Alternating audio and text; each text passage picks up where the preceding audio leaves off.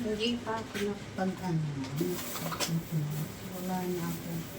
Chlorine. Itong chlorine, ginagamit ko, nilalagay ko sa tubig na aking pampaligo or pang ganyan-ganyan sa aking body-body because minsan ang tubig dere sa high lagom.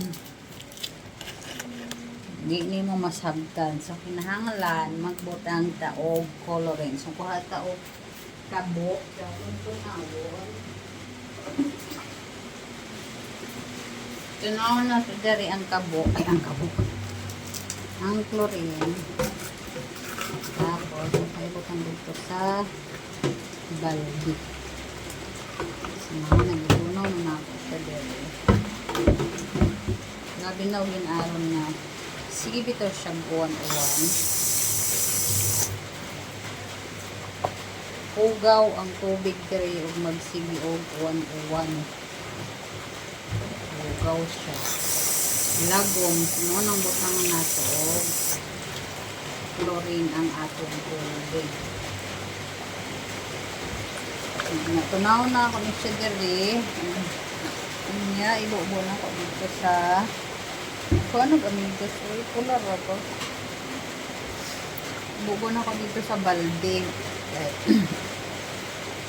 Manghilamos ko niya, manghingsa, manghilamos na ako naligo ng pagapon. So, managilamos na akong naong naka-sunscreen pag na akong naong, ako na lang body.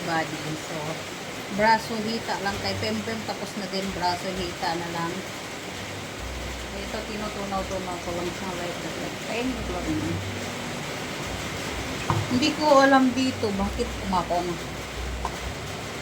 Ba't kaya ano ka nginaan na kapag nginaan hindi pa nang sige siya ulan-ulan ang tubig dahil sa hay magawa sa gripo na ako so na yung mga baras na yung mga balas ba yung mga balas ka ubang niya usahay dilawon siya so hinapan dito siya naibaho ang tubig so ang lanagid kay chlorine kaso noon lang niya akong chlorine pila na lang nagpapalit ko rin sa tindahan tig-piso palit ko bali 10 meron pang 5 siguro ito 1, 2, 3, 4, 5, 6 meron pa pala 6 so sabihin 4 ka lang yung nagamit ko pang 4 ka lang ito pag buntong magsige siya ulan ayan tubig lagoon, lagumon, sa idilawon, yan ay mga kauban, mga baras-baras, baho ang tubig. So, kung nato siyang butanganin chlorine, babara nato siyang chlorine para unya natin magamit na tubig.